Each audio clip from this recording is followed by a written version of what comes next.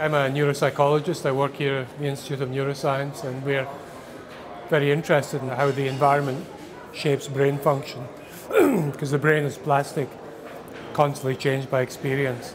The environment, the social and the physical environment, has enormous effects on our brain, both short-term and long-term. In our genes, if you like, there is a connection to greenery, for instance, and so hospital patients that are looking out onto concrete end up staying longer in hospital and needing more painkillers than hospital patients that are looking out onto greenery. And so the natural world actually affects our brain very, very strongly. And we don't know nearly as much about the sea, but you could speculate, for instance, that there's something about the rhythm of waves, for instance, because the brain operates in rhythms, and there are certain rhythms that can actually entrain or influence the brain by the rhythmic quality. In the same way that music can change our brain, there is a kind of music to the sea, and that depending on the frequency, that can actually produce a calming effect.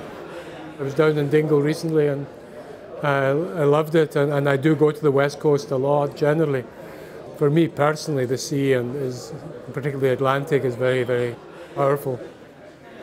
And there's even certain frequencies of light that change our brain rhythms and can actually raise our cognitive function slightly. And one of the colors is a certain wavelength of blue has been shown to have positive effects on brain function. So who knows, maybe with the sea, I don't know if anyone's done research on that, the blueness of the sea, whether that has effects on brain function.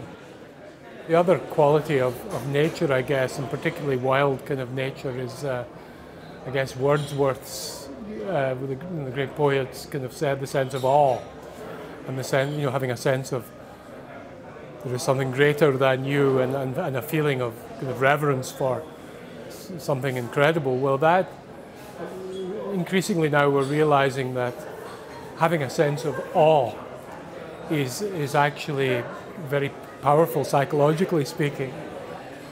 It's very easy in an industrialized world for people to feel like cogs in a wheel, or not to feel a purpose, and so there are actually specific studies now of actually just getting people to do exercises in feeling awe.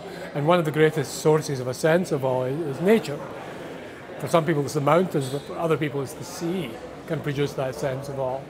And to the extent that you can make people feel a slight dissolution of the ego in something bigger, then that really can have quite profound consequences for someone's mental state.